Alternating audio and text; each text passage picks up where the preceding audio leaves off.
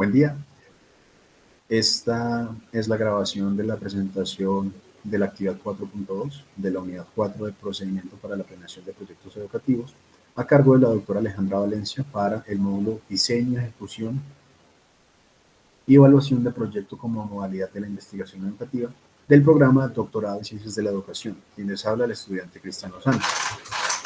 En la actividad, la propuesta para elaborar una evaluación de necesidades y cronograma de proyecto educativo se van a abordar los siguientes aspectos: la introducción de lo que sería precisamente la planeación educativa, las etapas de la planeación educativa, la detección de necesidades y el diagnóstico, y el diagrama de Gantt para llegar a lo que serían las conclusiones de la actividad. En ese orden de ideas, habría que entender que hay una muy detallada bibliografía en relación a lo que sería la gestión de proyectos y la propuesta de proyectos educativos. Pero todo esto parte precisamente de un desarrollo, un conocimiento técnico y sobre todo una experticia en el campo, lo que facilita precisamente esa correcta planeación.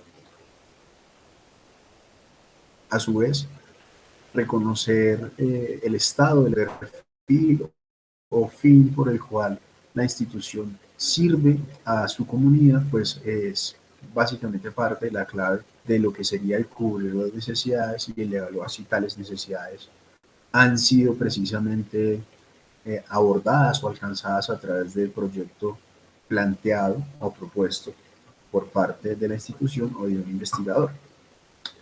Desde luego, esto también nos encamina a realizar una serie de acciones ejecutadas dentro de unos tiempos.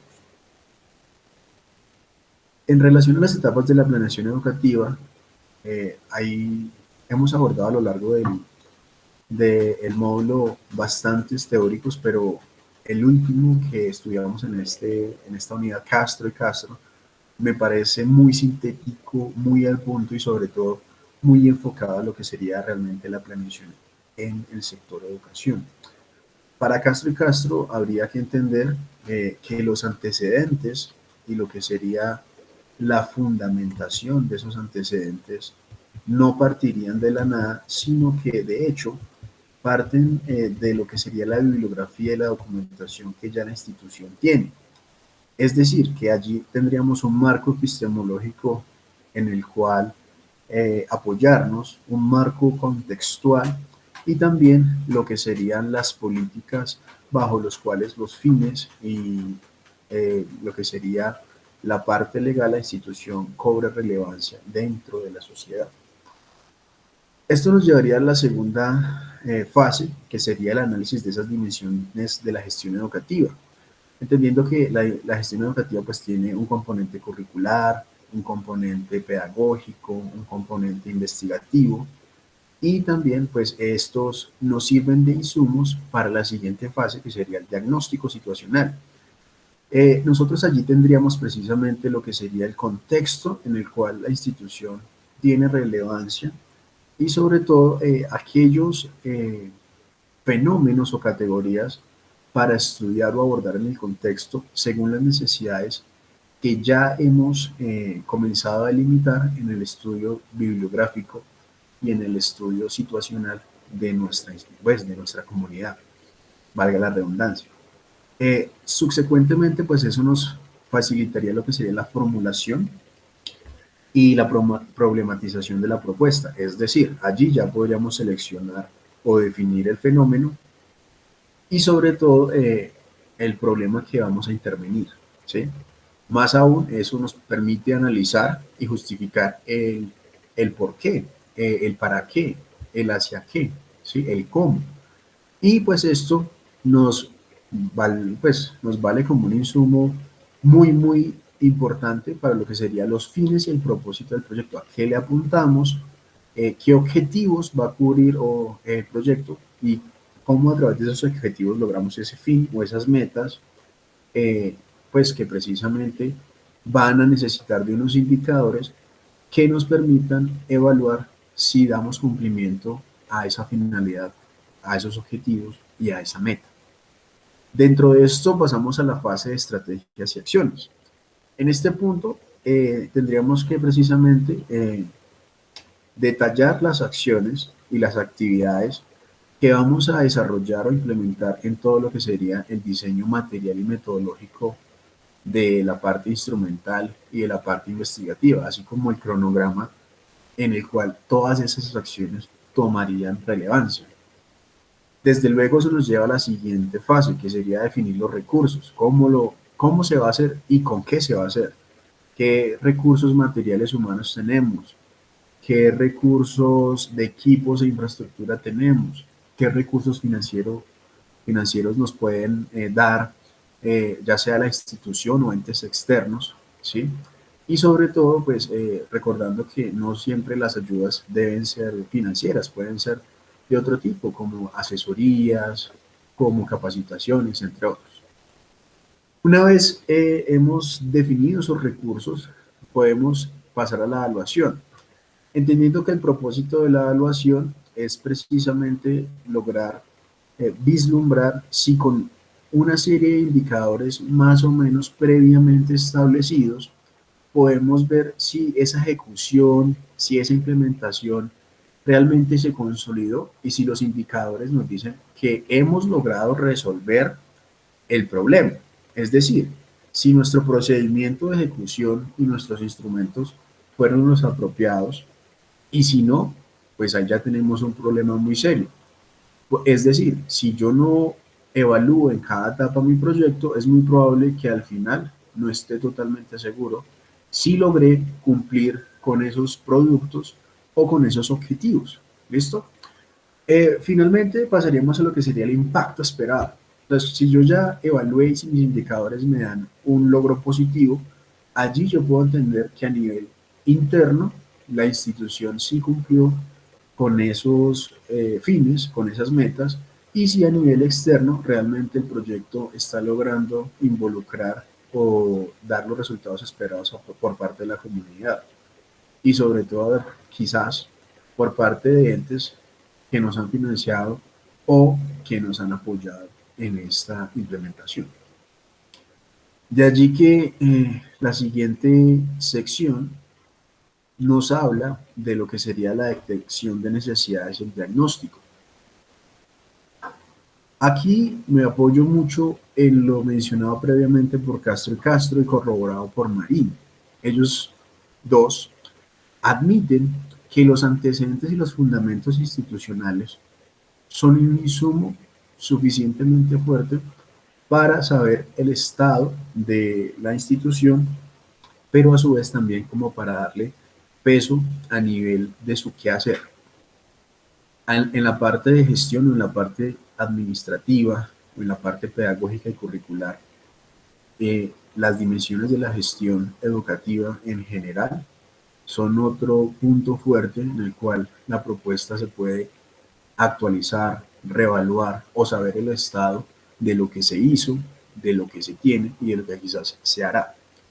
Y eso nos lleva a otro punto fuerte que es el contexto de la institución, ya sea a nivel interno y como parte externa en los padres de familia, la comunidad general, exalumnos. Todos ellos pueden ser un insumo bastante interesante. Sin embargo, también en la detección de necesidades hay que ser muy precisos en el enfoque que le vamos a dar, entendiendo que el EDN pues tiene diferentes enfoques y que precisamente de acuerdo a la necesidad pues se debe abordar uno u otro. Desde luego, con esta información podemos elaborar lo que sería el DOFA o el FODA, que sería precisamente la delimitación de debilidades, oportunidades, fortalezas y amenazas. Y esto nos lleva a precisamente detectar los problemas concretos para que nuestra propuesta no parta de la nada o no tenga en cuenta las verdaderas necesidades del contexto de la institución y en general de la comunidad académica y estudiantil. Ahora, eh, normalmente esto está dado dentro de las acciones que se ejecutarían a lo largo de todo el proyecto en un diagrama de Gantt. Entendiendo que el diagrama pues precisamente es una serie de pasos y etapas en el desarrollo del proyecto ejecutados dentro de unos tiempos, ¿sí? En este caso, el que se ve en pantalla fue desarrollado a través del aplicativo sugerido. Cuando ya se aborda en concreto el formato, si le doy clic, pues me va a dar un detallado de las diferentes actividades.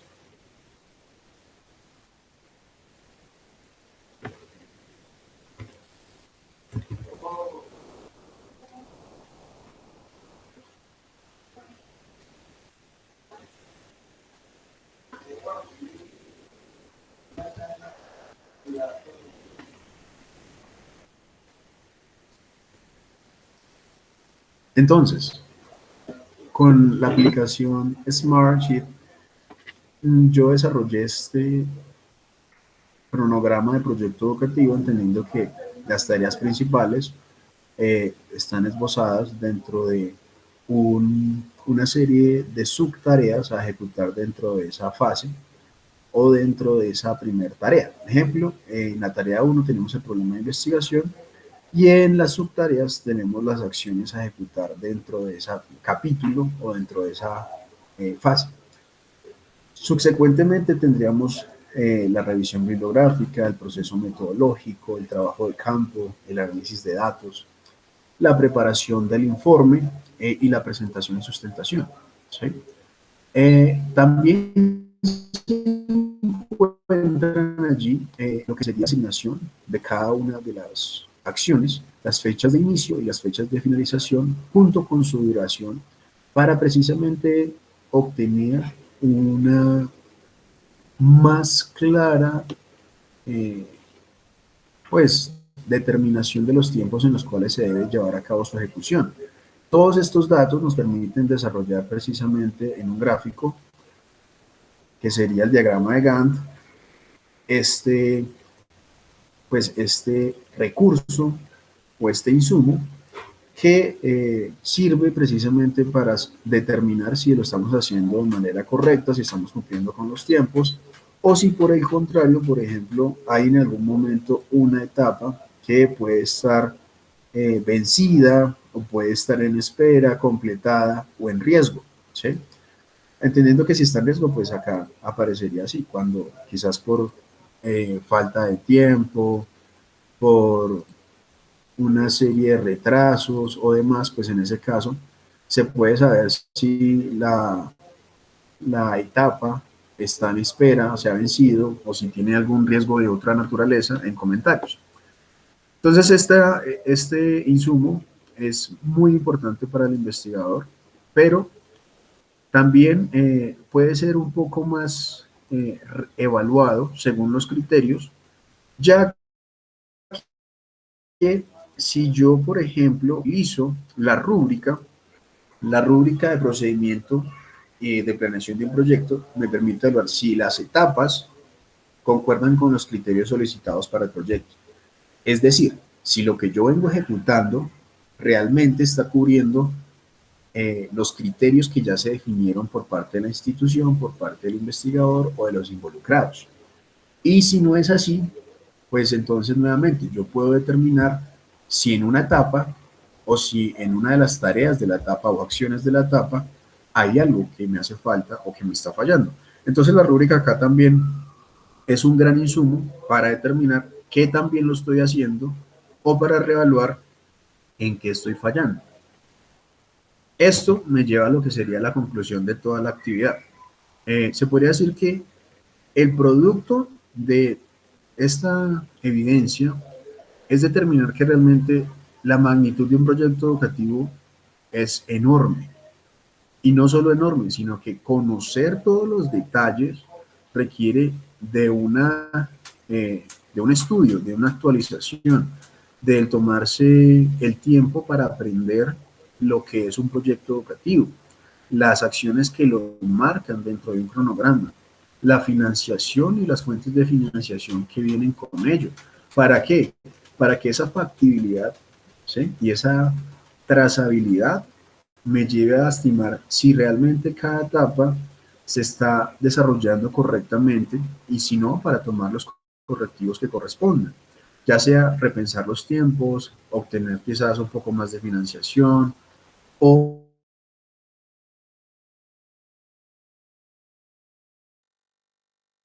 un criterio a lograr el cumplimiento de todo el objetivo o meta del proyecto. De lo contrario, pues simplemente estaría haciendo algo a medias. Pero también me he dado cuenta que con esta actividad aprendí demasiado.